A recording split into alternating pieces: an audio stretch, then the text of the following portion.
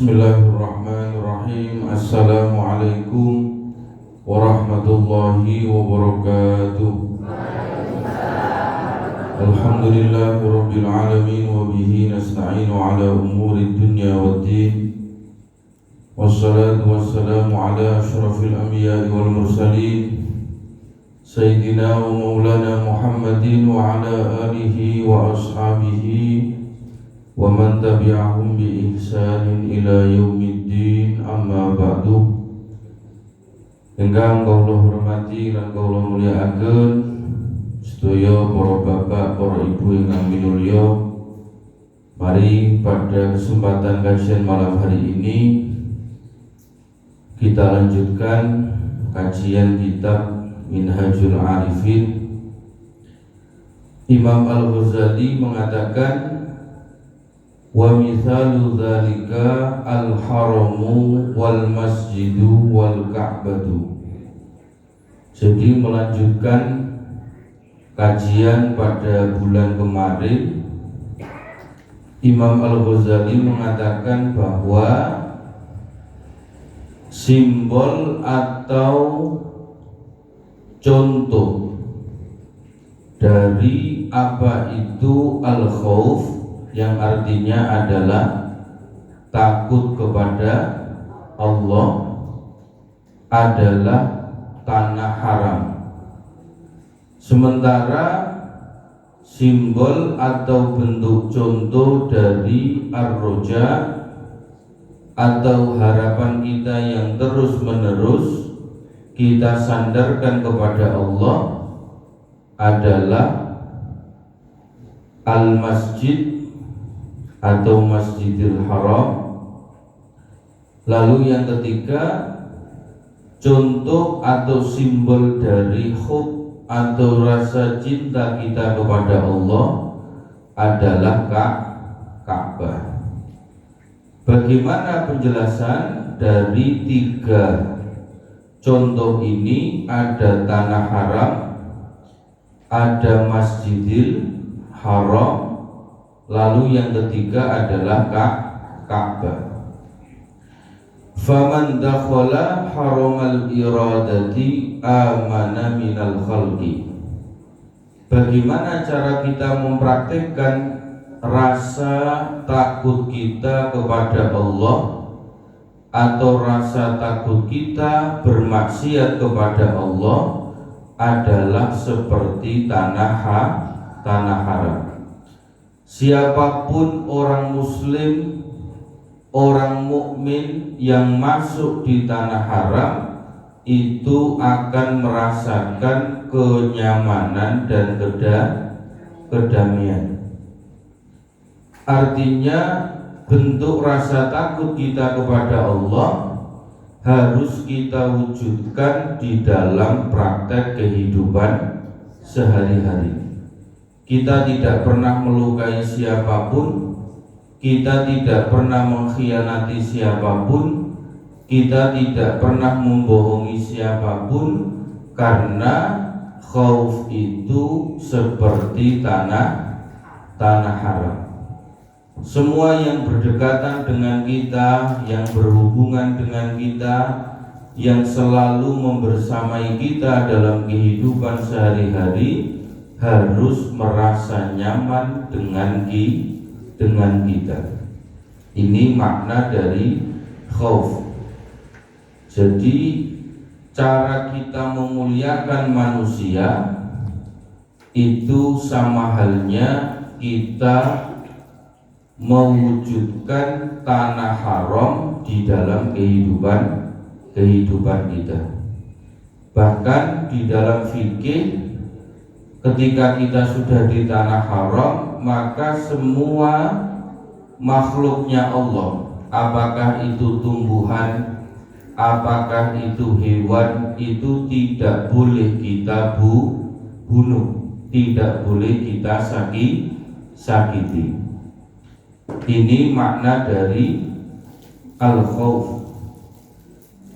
Lalu yang kedua, wa man dakhalal masjida aminat jawarihuhu ayyasta'milaha fi maksiatillah. Yang kedua, bagaimana cara kita menerapkan, mengaplikasikan makna dari roja yang selalu kita gantungkan harapan kita kepada Allah Subhanahu wa ta'ala, yaitu dengan cara kita seperti Masjidil Haram.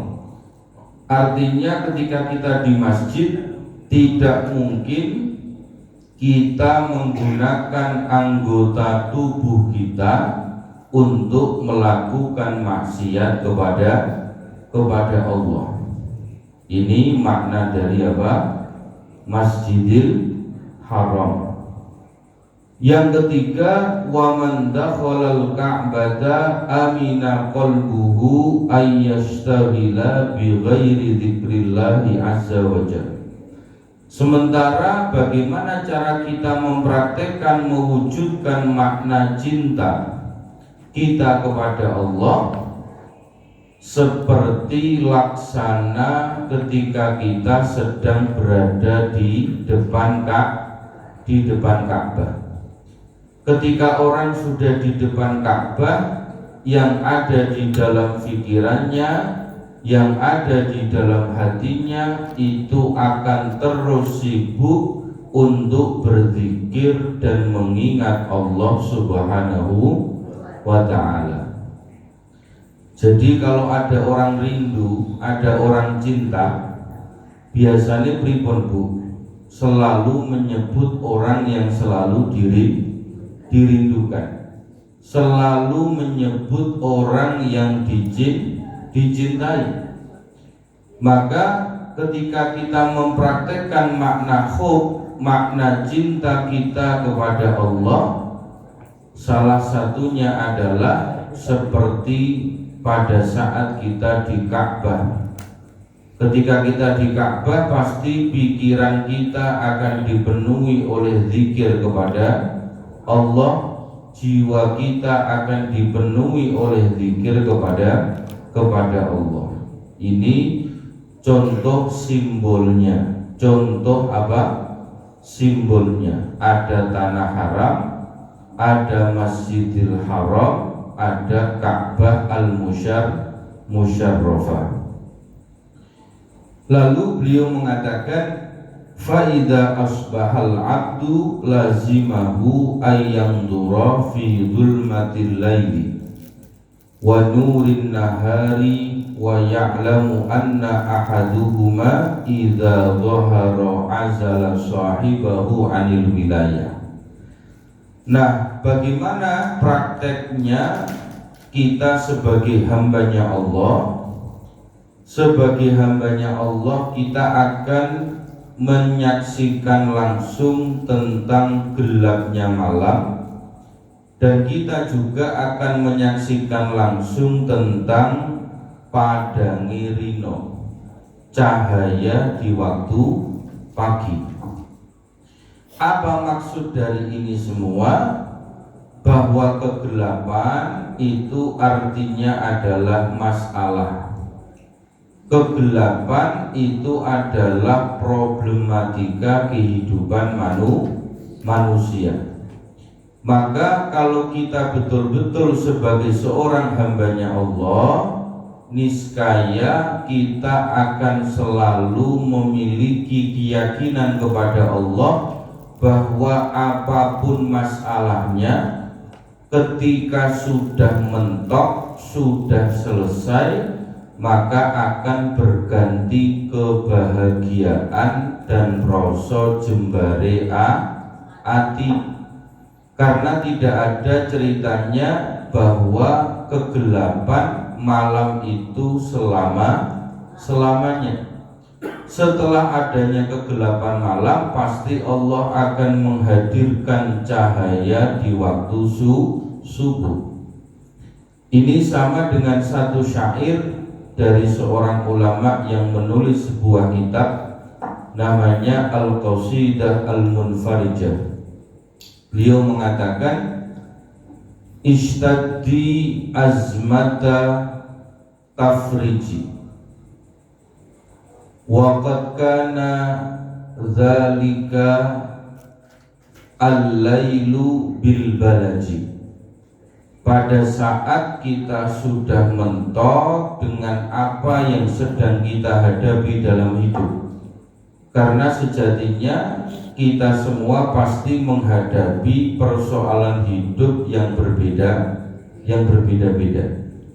Tidak ada ceritanya manusia hidup di bumi ini itu yang tidak menghadapi sebuah permasalahan. Tetapi permasalahan itu kadang menguji kita. Sejauh mana keimanan kita, keyakinan kita kepada Allah sang pemberi solusi. Kalau keimanan kita memang betul-betul kuat di hadapan Allah, maka kata ulama tadi yang menciptakan sebuah syair, waqad kana dzalikal lailu bil balaji. Ketika masalah sudah mentok, maka dia akan berganti dengan kebahagiaan. Sama dengan waktu malam. Ketika waktu malam itu sudah mentok, sudah habis, maka akan berganti dengan cahaya di waktu subuh. Maka dalam satu hadis qudsi Allah mengatakan, idza ahabba qauman ibtalahu. Ketika Allah mencintai seorang hamba, itu kadang-kadang Allah memang sengaja mengujinya. Karena di balik ujian Allah itu ada skenario yang indah, ada cerita yang indah. Bahkan di dalam syarah penjelasan dari hadis ini, ada seorang hamba yang diuji dengan penyakit. Kalau kita orang awam melihat penyakit, ini adalah ujian. Tapi apa maknanya, apa rahasianya? Ternyata Allah sengaja menguji dengan penyakit karena Allah ingin membersihkan seluruh dosa-dosanya. Maka ketika orang ini setelah mengalami penyakit kemudian wafat, maka dia wafat dalam kondisi yang bersih, kondisi yang suci, yang husnul khotimah. Karena Allah ingin menemui sang hamba ini dalam kondisi bersih dan dalam kondisi suci. Maka Allah membersihkan seluruh penyakitnya, membersihkan seluruh kotorannya, membersihkan seluruh dosa-dosanya melalui penyakit. Jadi skenarionya Allah, takdirnya Allah itu selalu indah pada waktunya. Tapi terkadang kita akan diuji mental kita, akan diuji kesabaran kita, akan diuji sejauh mana rasa husnudzon kita kepada Allah. Karena di dalam satu hadis qudsi lagi Allah mengatakan, ana inda dhanni abdi bi. Aku Allah tergantung dari prasangka hamba-hambaku.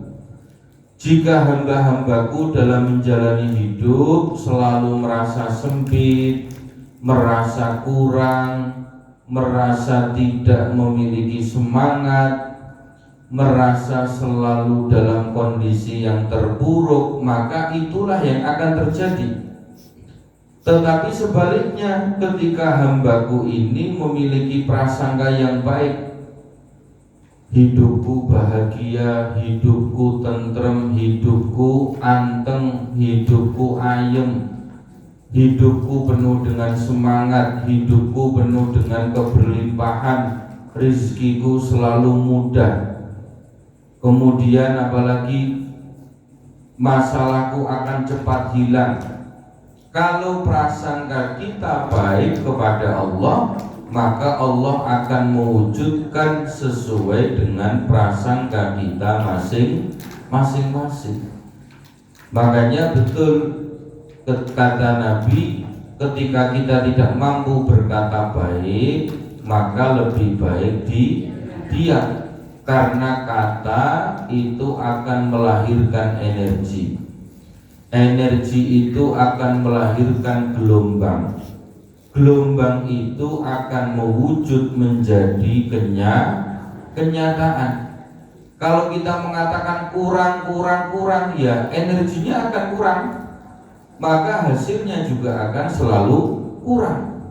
Tapi kalau kita mengatakan cukup, berlimpah, ruah, kaya, sehat dan sebagainya, maka Allah pun akan memberikan sesuai apa yang kita prasangkai. Nah, ini pentingnya kita menjaga setiap ucapan kita, karena setiap ucapan adalah doa. Doa melahirkan energi, energi menjadi gelombang, gelombang menjadi kenyataan. Termasuk cara kita mendidik anak-anak, ibu-ibu ini terutama. Jangan sampai kita mengatakan anak kita bodoh, anak kita nakal. Nek cara wong Jawa, anak kok kandhanane angel.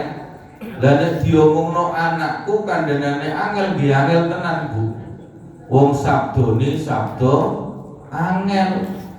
Jajal nek anakku kok api, ya Allah, mugi-mugi tambah sae, tambah gampang di nasihati, tambah gampang dipituturi, tambah gampang diarahke. Lah niki beda lagi. Artinya kita berdoa kepada Allah untuk kebaikan anak kita. Tapi kalau kita sudah bahasane anakku nakal, anakku bodoh, anakku angel kandhanane, nggih dadi kabeh wong sabdone sabda elek. Maka di dalam satu kitab, saya agak lupa namanya, tetapi ada kaidah seperti ini. Sabdone wong tuwa lanang niku sing apik, sing cepet dadi. Sementara sabdone wong tuwa wedok sing elek, sing cepet dadi. Niki wonten rumus. Nah, setelah saya baca kitab ini, mboten sengaja kula silaturahim ke Jawa Timur, ke Sidoarjo, ke tempat kakak saya. Mboten sengaja niku di tengah jalan ketemu kalih wong sepuh. Ya kira-kira umurnya sekitar 55 sampai 60 tahun. Nggih mboten terlalu sepuh. Seorang perempuan jaluk-jaluk. Biasanya kalau nek wonten tiyang jaluk-jaluk kan kalau cak jagung riyin. Kalau taklet timba panjenengan kok saged jaluk-jaluk niki mboten gadah lare. Dipun jawab, gadah Mas, lare kula 3. Lah sakniki larene simah wonten pundi? Wonten sing teng Pasuruan, wonten sing teng Surabaya, nggih wonten sing teng kene Sidoarjo. Lah kok saged jenengan gadah lare 3 kok mboten rumat-rumat panjenengan? Akhire piyambake cerita pengalamane. Niki goro-goro sabdone kula piyambak Mas. Maksudnya pripun Mbah? Kula niku riyen nalikane larene kula sampun nikah, tiga-tiganya kula niki sering boten cocok kalih mantu. Nah, biasane sing ibu kalih wong wedok kan biasa ngoten nggih. Ora cocok karo mantu, akhire nek wayah ngamuk sabdone sing elek-elek, yo mantune diamuk, yo bojone diamuk. Delalah ngomongnya nggih elek terus, Bu. Kowe engko nek gak taat karo aku, uripmu rekoso, golek pangan angel. Niku diulang-ulang terus. Yo karo anak pertama, kalih anak nomor kalih anak nomor 3. Lah sampai piyambake niku terlantar, ogak kerumatan sebab anake nembe rekoso kabeh.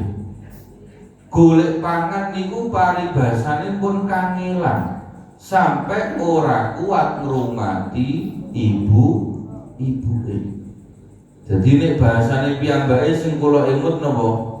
Kula kena sabdane kula piyambak, Mas.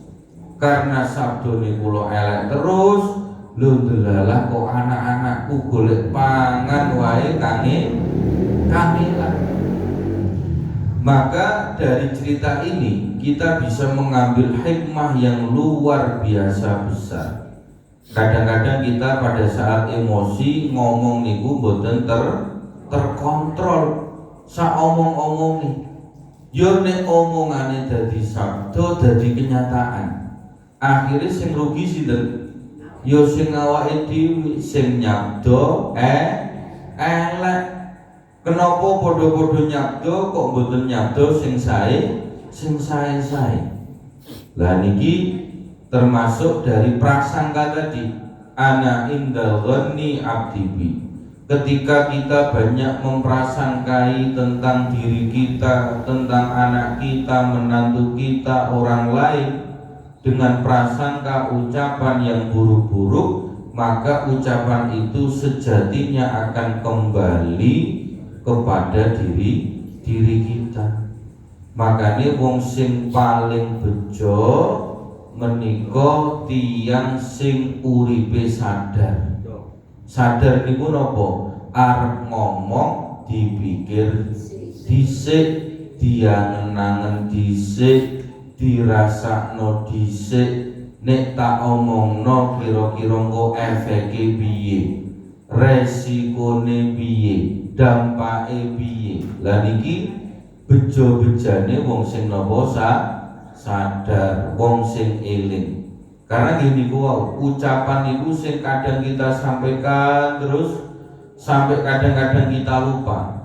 Itu yang akan menjadi bumerang bagi kehidupan kita tanpa kita sadari. Lah iki pentingnya nopo ngrekso lisan. Fakadzalika nurul ma'rifati idza dhahara azala zulmatul ma'asi anil jawari. Termasuk pada saat kita sudah mendapatkan cahaya pengetahuan dari Allah, maka kita akan memahami tentang kegelapan dari maksiat. Maka kenapa kita penting untuk ngaji bareng semacam ini, kita memperdalam ilmu, kita mengkaji ilmu lebih jauh, supaya cahaya ilmunya Allah itu selalu menerangi kehidupan kita. Pada saat Allah sudah memercikkan cahaya ilmunya kepada kita, maka hidup kita akan merasakan ketenangan, ketentreman dan kedamaian. Tetapi jika kita tidak mau belajar tentang ilmunya Allah, maka kita seperti orang berjalan yang tidak menggunakan uplik. Kata suplik nggih, kinten-kinten nek jenengan nglampah dalane peteng, orang ngerti lor kidul kulon wetan, gampang kesandung napa mboten? Kesandung mboten beto uplik. Ning ngarepe ana ri yo gak ngerti, nek kecocok ri, ning ngarepe ana jeglongan nggih mboten ngertos, ning ngarepe wonten polisi tidur nggih mboten ngertos. Maka benar kata Imam Syafi'i, al ilmu nurun, ilmu adalah cahaya. Dan setiap kita adalah musafir, orang yang berjalan menuju ridhonya Allah. Kita berjalan pada titik terakhir kematian kita, lalu setelah itu kita masih melanjutkan perjalanan di alam barzakh. Dari alam barzakh kita akan melanjutkan perjalanan lagi sampai ke alam akhirat, alam mahsyar.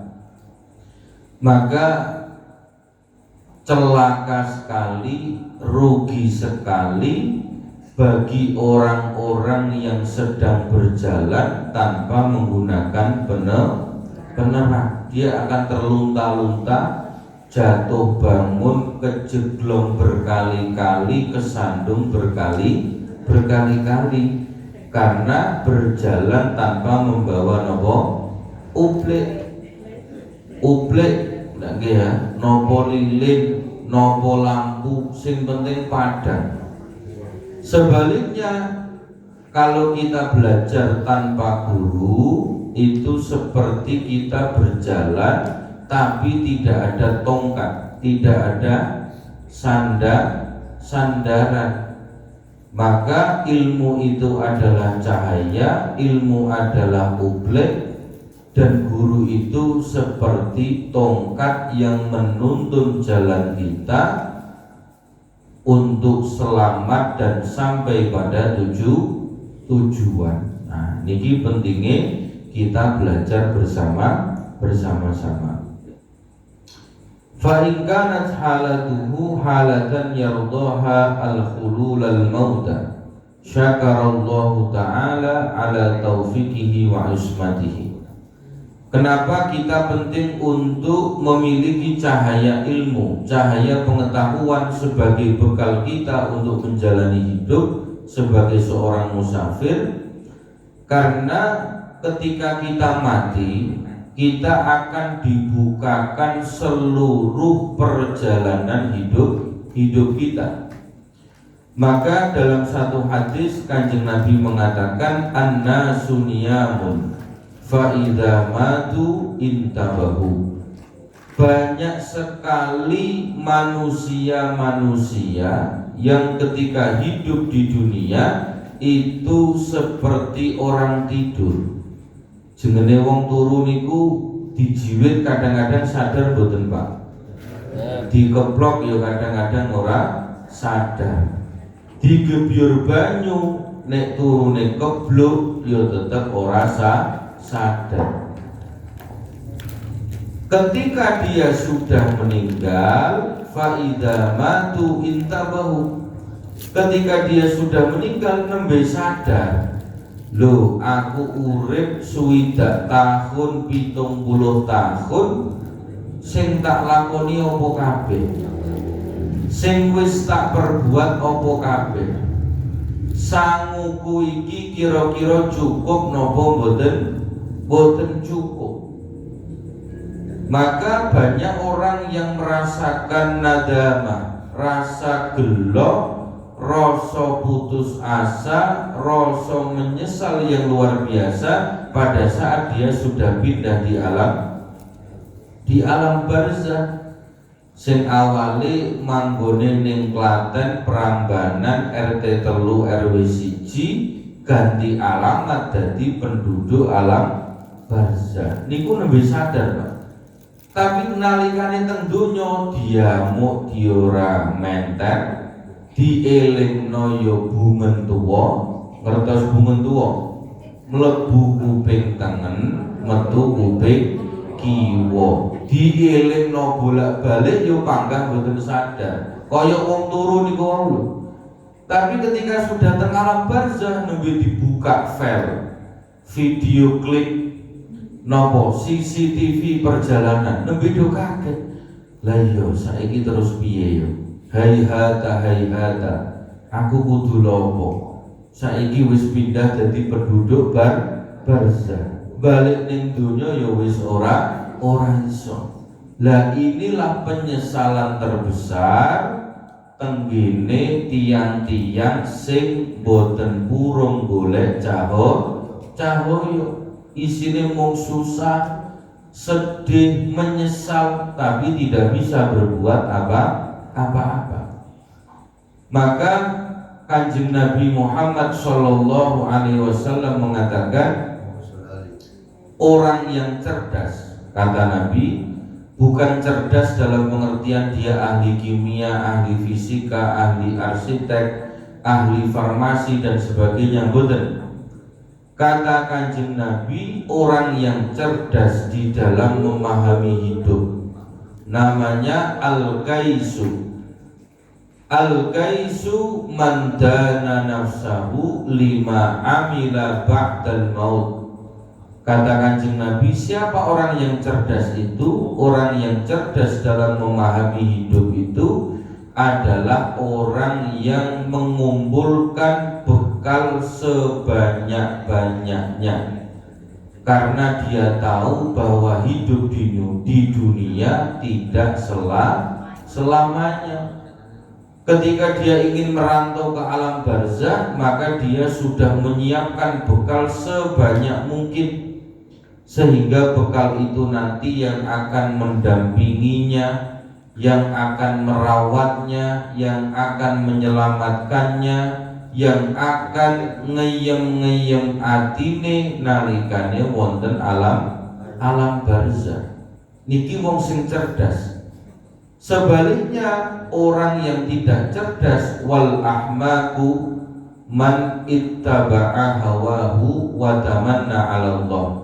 Sebaliknya orang yang bodoh, siapa orang yang bodoh itu? Bukan orang yang nilainya jelek, bukan orang yang tidak paham ilmu tentang arsitektur misalnya, tapi orang yang bodoh adalah orang yang selalu mengikuti hawa nafsunya dan dia merasa akan hidup abadi di dunia.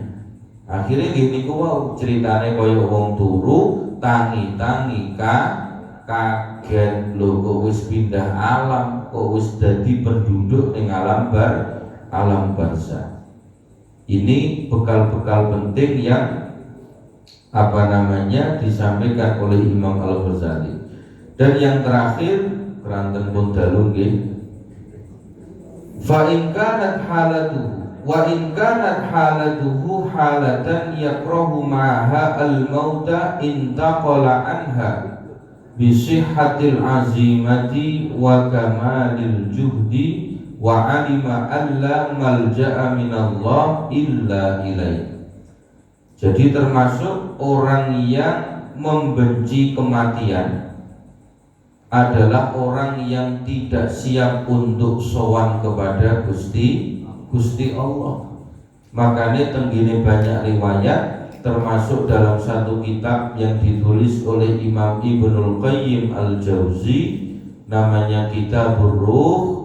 Orang yang mendekati nazar, mendekati ruh itu akan diambil oleh para malaikat, biasanya dia sudah mendapatkan isyarah, tanda-tanda. Makanya wonten tiyang niku nek badhe wafat malah semangat, wajahnya berseri-seri, guyu terus. Sebab nopo? Sopo sing gak pengen ketemu sowan karo Gusti Allah? Sopo sing ora pengen ketemu sowan kali Kanjeng Nabi?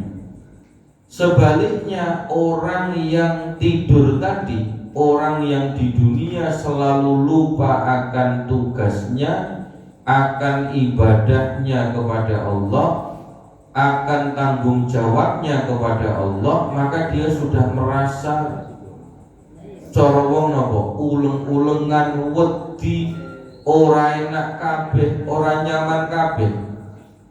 Karena dia tahu dia akan melakukan perjalanan jauh di alam barzakh dengan bekal yang kurang.